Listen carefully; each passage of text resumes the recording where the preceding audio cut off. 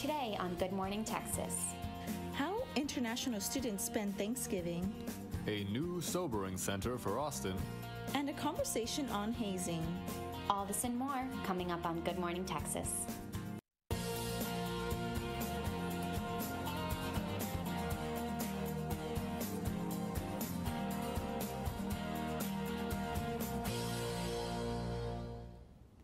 Good Morning Texas for Wednesday, November 28th. I'm Isabel Miller.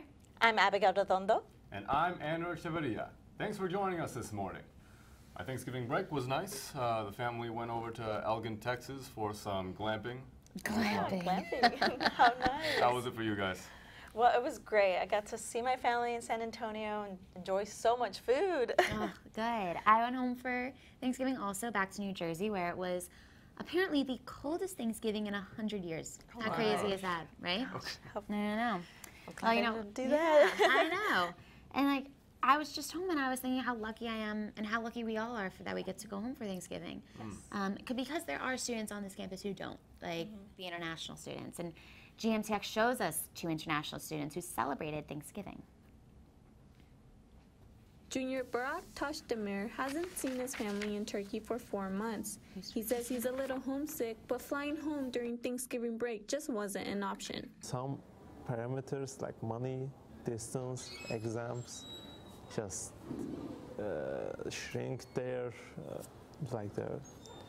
hopes, and they couldn't go. So all of the feelings are suppressing inside. Barak spent Thanksgiving Day with other friends who weren't able to go home either and had their own Thanksgiving dinner. UT ranks number 32 in best global universities, admitting international students every year to embrace diversity. In the 2017-2018 school year, UT admitted more than 5,000 students from 140 countries around the world.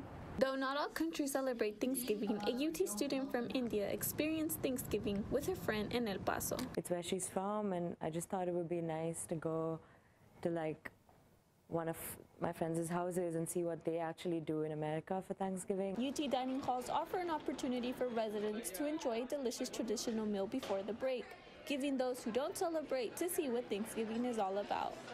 Daniela Villegas, Good Morning Texas.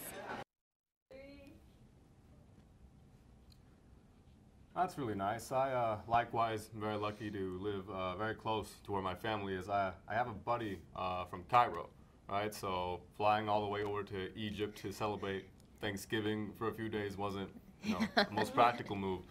So we ended up going to Boulder with a friend of his. So nice way to make do. Especially because he doesn't actually celebrate Thanksgiving. So he actually got like the American experience, which is nice. Yes.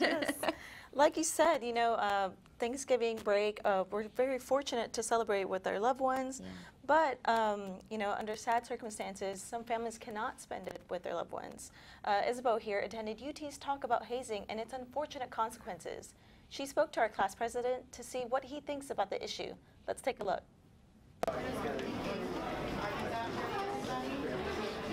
The Dean of Students, Sorority and Fraternity Life put on an event called An Honest Conversation. It brought together parents of children who have died from hazing events that have taken place all over the nation. A powerful, powerful conversation took place between those who have lost their loved ones and those who are currently involved in organizations that might contribute to hazing. They shared how it's affected them. They shared the legacy of their children and also information about hazing and how people can act as bystanders in the event that they witness hazing occur. Well, when they were talking about, just this cycle of just one person hazing another, things like that, that kind of made me think about, is that something I might be thinking about? And it really helps to put it in perspective, I think. These parents shared detailed stories about how hazing contributed to their children's deaths. And even with obvious signs of distress, no one called 911 to render Max help, something which could have possibly saved his life. You talk to him, even though he's unconscious. You tell him to hang in there, that you are proud of him, and that you love him. I really hope people will start understanding that hazing isn't a way to form brotherhood. It's not, it is more of like a powerless situation. People know about like hazing, like I'd say like most everybody like understands that it's a problem. It's what people are willing to do about it.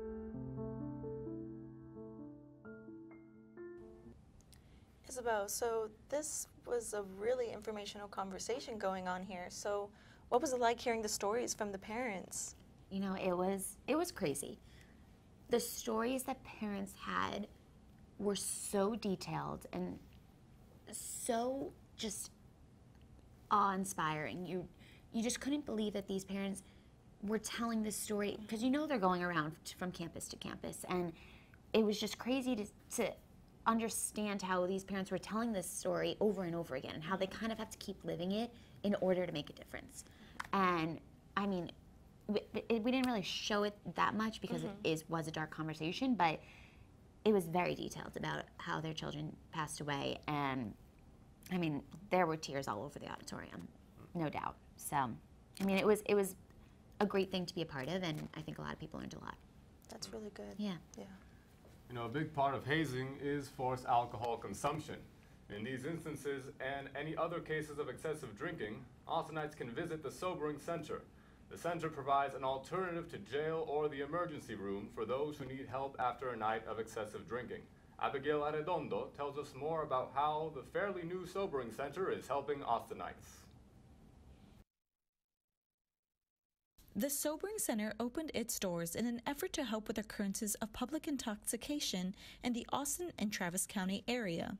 The mission of the Sobering Center is to identify individuals who are publicly intoxicated, to transport them to the Sobering Center for safe sobering in an effort to ensure the public health and public safety of our community, and then to help people who are wanting it initiate recovery.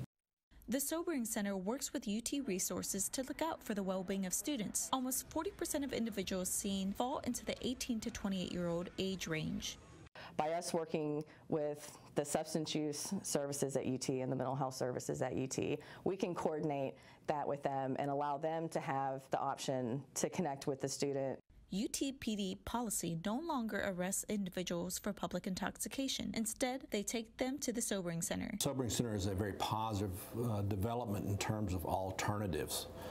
You know, we as a society have to look at issues how to help people become better and to become the best individuals that they possibly can.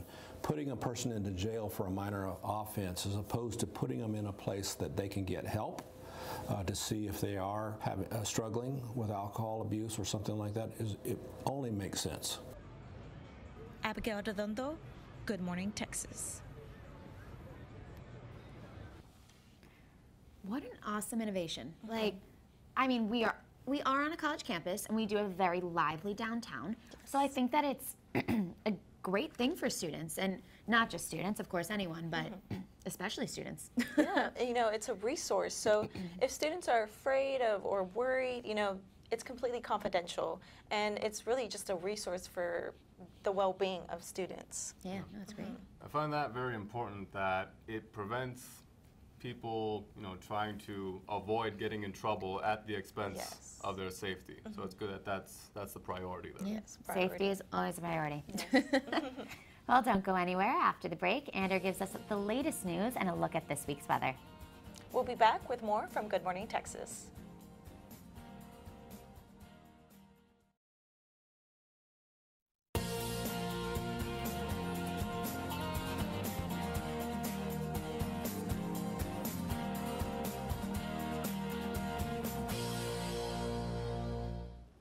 Welcome back to Good Morning Texas. Let's see what Ander has for us in the news. Ander? Thousands of Central American migrants were blasted with rubber bullets and tear gas after the infamous caravan arrived at Tijuana near San Diego. President Trump says that Border Patrol used this force because the migrants were rushing to cross the border into the U.S. Critics say the Trump administration's use of tear gas is excessively severe, and Mexico has demanded that the U.S. investigate the weapon's use. Mexico is also housing the migrants while they wait to get a political asylum visa. Contrary to what Beto O'Rourke said in the past, he is now open to a presidential run in 2020. O'Rourke announced a change at a town hall, saying he and his wife, quote, made a decision not to rule anything out. Before then, O'Rourke intends to focus on his remaining weeks as a representative in El Paso, addressing issues including the current immigration crisis. When asked about his change in attitude, O'Rourke said that his focus has shifted since the midterms, during which winning that race was his priority. Back here in Austin, I guess enough of us can relate to the frustration when you get caught driving behind a bus. Cat Metro officials are working on an initiative called Project Connect, which will address public frustration and citywide traffic with new dedicated pathways intended solely for transit. Cat Metro seeks community feedback regarding what areas should be selected for construction. The next board meeting is later today from noon to 3 at the Austin Convention Center. That's great news about Beto. I mean, he took the hearts of so many college campuses, and I know so many college students voted for him, so I think that's going to be a really exciting time if he does decide to run for president. Yeah, you know, I saw so many Beto stickers, Beto signs, Beto shirts. So, everywhere. You know, we'll see what the future holds. Yeah, I'm excited to hear. So what's the latest in the news, Ander? Oddly enough, as we head into December, we can expect the return of warm weather. Today, we'll have mostly sunny skies with a high of 72 and a low of 56. Tomorrow will be mostly sunny once again with a high of 79 and a low of 58. This trend will continue into Friday with a high of 80 and a low in the mid-50s. I don't know about you, but I am excited to welcome December with sunny skies. On Saturday, there is a high of 78 and a low of 50. And on Sunday, there will be similar weather, but it will get a bit cloudy later in the evening. It's been a whirlwind of weather surprises in Texas these past weeks, and it seems this one will be no exception. My advice, make the most of this warm weather while you can, because we could be making snow angels at a moment's notice. Live from the Weather Center, I'm Ander Echeverria. Wow, so we have such a beautiful week coming. I'm so excited to see the sunny skies. I know, after so much rain and so much cold, I'm just ready for sun. Just bring it on. Bring it on. Well, don't go anywhere. After the break, we sit down with director Christian Mendez Aguirre. Stay tuned.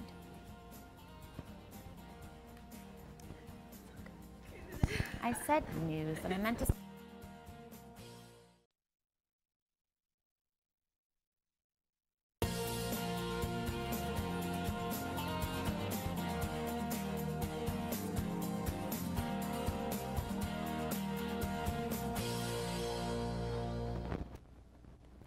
Welcome back to Good Morning Texas. We're joined by Christian Mendez Aguirre, the director and executive producer of Mr. Burns, a post-electric play. So welcome, Christian. Thanks for being here. Thank you for having me. Yeah, of course. Well, I guess just start out by telling us what this play is about. So, Mr. Burns, a post-electric play, is set in the near future in the United States after a nuclear disaster has happened that leaves the country without electricity. So the play follows a group of survivors as they try to make sense of their lives once everything they know is gone, and they sort of rediscover theater. So they start to put in place of episodes of The Simpsons because everybody sort of loves The Simpsons and remembers The Simpsons. And yeah, instead of doing Shakespeare's or anything like that, they just put in place of episodes of The Simpsons. And eventually the show, you see what happens way down the line, 75 years after the disaster, sort of how the form changes, and there's a couple of surprises along the way. That's fun that it's kind of plays inside of plays. Mm-hmm. Yeah, it's a lot about theater, yeah. actually. No, yeah. It's awesome. Especially, I'm sure that people who love theater are loving being in the show.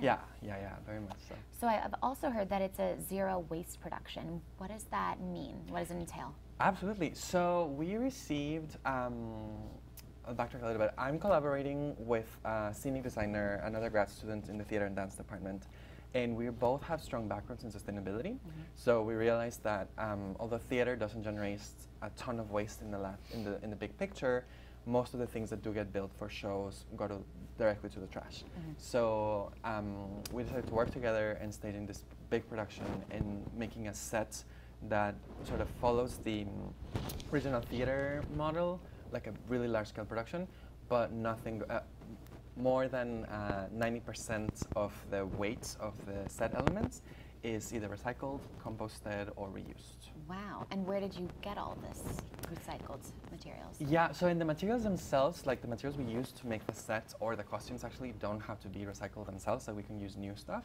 The deal is that it shouldn't go to waste afterwards. Oh wow, that's awesome. So where do you plan to put them to use? Yeah, well, there's a couple of steps to it. First of all, we have to disassemble the set. And so some of the things that we're using are like, we're using a lot of cardboard, for example, that can be straight up recycled. We made a car, because there's a car in the show, and that steel can also be taken apart and be recycled. There's elements here and there, like wires that can just be respun and used for something else. As of right now, the only thing that's going to trash is a bunch of zip ties. Everything else is going to get reused. That's awesome. So it sounds like a very elaborate play. So what are some of the biggest challenges throughout this play that you've experienced? I think everybody on the design team agrees, and on the production team agrees, that it's a hard play for every single person involved in the team. It's hard to direct, it's hard for the actors, it's hard for the designers, technicians, and so the text itself is hard, and then we have the extra challenge of making it zero waste.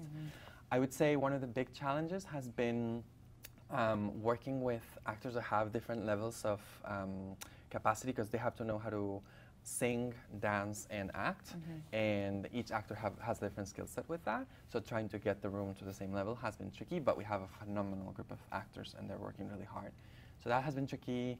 I think a significant design challenge is that you're supposed to show a world without electricity, but you're doing it in a space with electricity. You need electricity. You need electricity. So how do we maintain the illusion that there is no actual electricity? Another big challenge is just that the play, no pun intended, is really dark. There's a lot of violence in it, and it goes to some pretty dark places towards the end, and that has actually taken a toll on a lot of us in a way that we hadn't realized. So how do you show a play with no electricity while using electricity? How have you been doing that? So a couple of things we've been doing is distinguishing between sources of light on stage that may or may not be working, and being strategic about where you place your actual lighting. Other productions of the show, like when it premiered in London, they used fire. They used candles inside. Oh, wow. We can't do that because of fire safety. That was a British thing. But yeah, so we're trying to be strategic about where we place sources of light. We're using, I don't want to give everything away, but we are trying to mimic natural light as best as possible. Especially because the first act is all at night, and we have a pretty inventive and creative use of flashlights throughout the show. Awesome. So I know obviously with challenges comes great rewards. So what have been some of the great rewards that you've experienced? I think so far, seeing that so many students in the theater department care about sustainability and also care about just wanting to make better theater, not necessarily, definitely like the quality of the final product, but really looking at what are our production practices. That has been really inspiring, because on top of having the zero waste approach, as a director, because I'm not designing any of the show, as a director I have a commitment to making healthy and safe rehearsal spaces. My thesis research is around sort of the ethics of directing in response to the Me Too movement and the Harvey Weinstein accusations, because theater has a long tradition of directors being abusive, and it happens especially in college campuses. So I think seeing that our community has rallied around that and is willing to have a conversation that's really tricky has been really inspiring. I think seeing the show, according to the chair of our department, is the largest student show the department has ever had in the 81 years it's been around. So it feels a little historic. No, that has been exciting. All right, well, Christian, thank you so much for being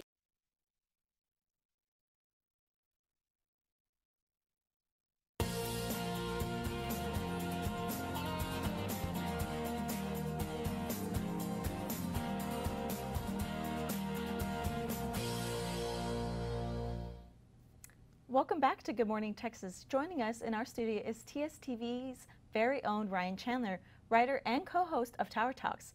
Thanks for joining us, Ryan, Good morning. so early today. No, yeah, absolutely. We don't go on till 6 p.m., so I'm ready extra early today. Yes. So for those who don't watch, can you tell us what Tower Talks is and what it's about? Yeah, Tower Talks is TSTV's solely political news show that takes voices from across the political spectrum around the University of Texas and tries to get to the bottom of political issues specifically that affect students and the university, both local issues and national issues. It's similar to a show like Meet the Press or The Five that brings a bunch of political voices together with the goal to find common ground and agreement across the political spectrum. So it's a great time every week. I always learn something every time we go on.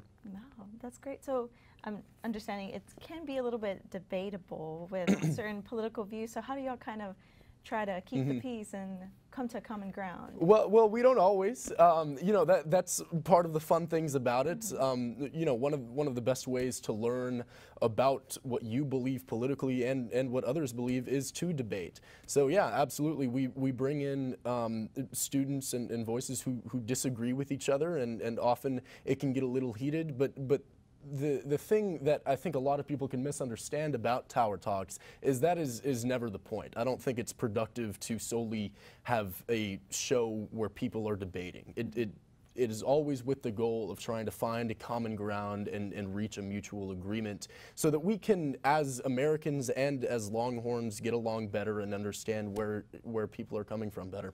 Yeah. So the show was relaunched last spring by our very friend David Rubin. So can you tell us what it's been like to go through that process? I've been really lucky to be a part of this experience. You know, as a journalism and government major, this is exactly what I'm interested in, and our EP, David Rubin, has done a fantastic job getting it up and running and better than it's ever been before. So I'm just lucky to be a part of it, and I'm excited to see where it's going to go. Great, great. So what have been the biggest challenges for the show and biggest reward as well?